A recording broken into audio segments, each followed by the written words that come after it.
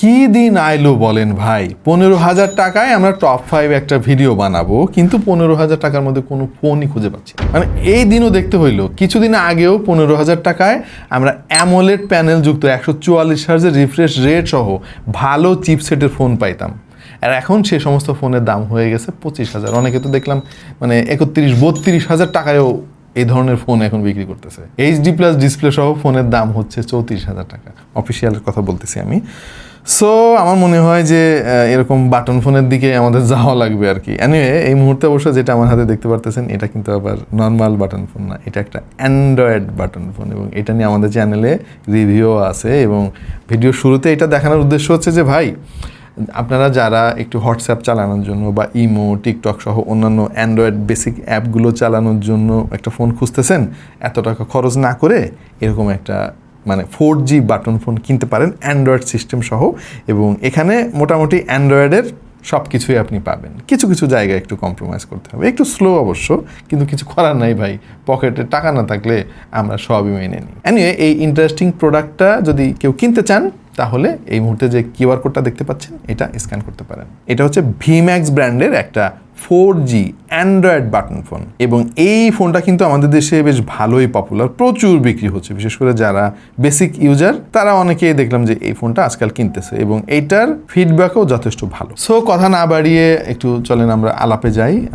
Top 5 phone 15,000 টাকার আশেপাশে price. এর মধ্যে কিছু ফোন ভাই আমরা কোনোভাবে 15-র মধ্যে মেলাইতে পারি নাই, 2-1,000 টাকা বাড়তে পারে, বাট স্টিল আপনার মাথায় যদি থাকে তাহলে ফোন কিনতে গেলে কাজে আসবে। প্রথমে যে ফোনটা নিয়ে আলাপ করব সেটা হচ্ছে প্রোটন জেন 60 না, মানে 60 না, 60।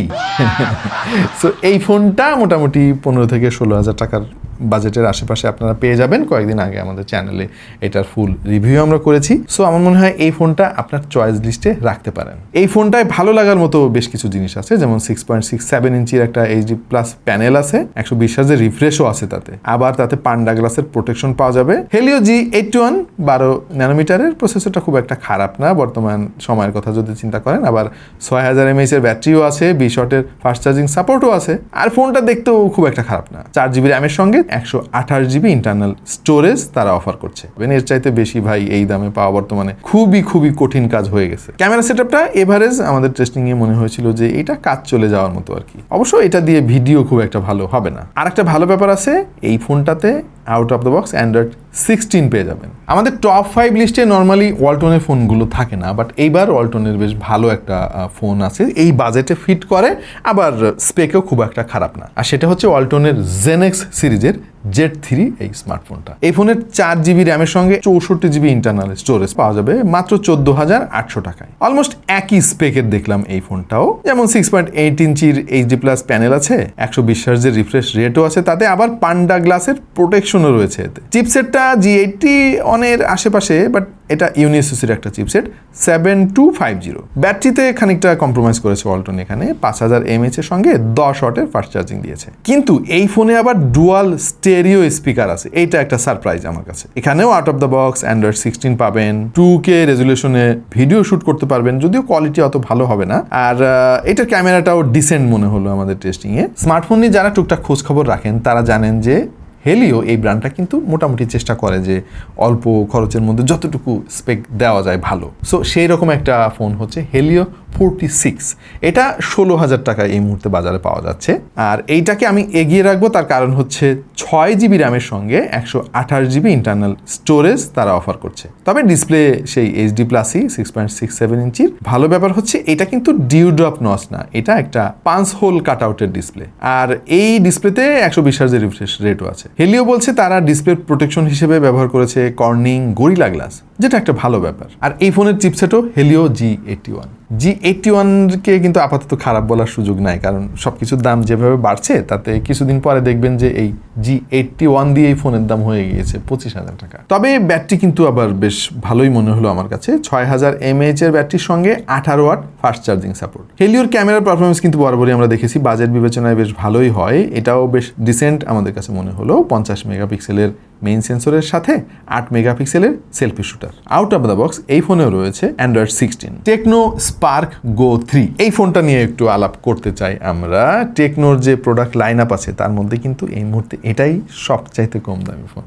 এই ফোনের মেমোরি ভেরিয়েন্ট হচ্ছে 464। এই ফোনের ভালো লাগা দিকগুলোর মধ্যে রয়েছে 6.75 ইঞ্চির একটা ভালো ডিসপ্লে, প্যানেলটা যথেষ্ট সুন্দর, 120 হার্জের রিফ্রেশ রেটও আছে এতে। আর এখানেও দেখলাম 7250 ইউনিএসওসির, বাট ব্যাটারিটা মনে হয় 5000 mAh না হয়ে অন্তত 6000 হলে ভালো হতো। আর ফাস্ট চার্জিংটাও এখানে মিসিং, 15 ওয়াটের চার্জিং স্পিড আপনি পাবেন। ক্যামেরা সেটআপ একেবারে বেসিক এই ফোনের, পেছনে 13 সামনে 8। তবে সফটওয়্যার সেকশনে এসে খানিকটা পিছিয়ে থাকবে Tecno Spark go 3। Out of the box রয়েছে অ্যান্ড্রয়েড 15, কিন্তু ফোনটা দেখতে আবার বেশ সুন্দর, মানে এইরকম ডিজাইনে তো আজকাল অনেক ফোন আমরা দেখতেছি, সেই হিসেবে এইটা কারো কারো অনেক ভালো লাগবে। রিয়েলমির ফোনগুলো নিয়ে আজকাল বেশ ভালোই আলাপ হচ্ছে। রিসেন্টলি C100X রিলিজ হলো, ওইটার দাম একটু বেশি, বাট এর আগে কিন্তু রিয়েলমি C100i নামক একটা ফোন রিলিজ হয়েছিল। রিয়েলমি C100i ফোনের সবচেয়ে বড় বিশেষত্ব হচ্ছে এর 7000 mAh এর ব্যাটারি। অবশ্য চার্জিং স্পিডটা মাত্র 15 ওয়াট দিয়ে রাখছে ভাই, এইটা যদি 33 ওয়াট দিত একদম জোস একটা ব্যাপার হতো। বাই দ্য ওয়ে ফোনের ডিসপ্লে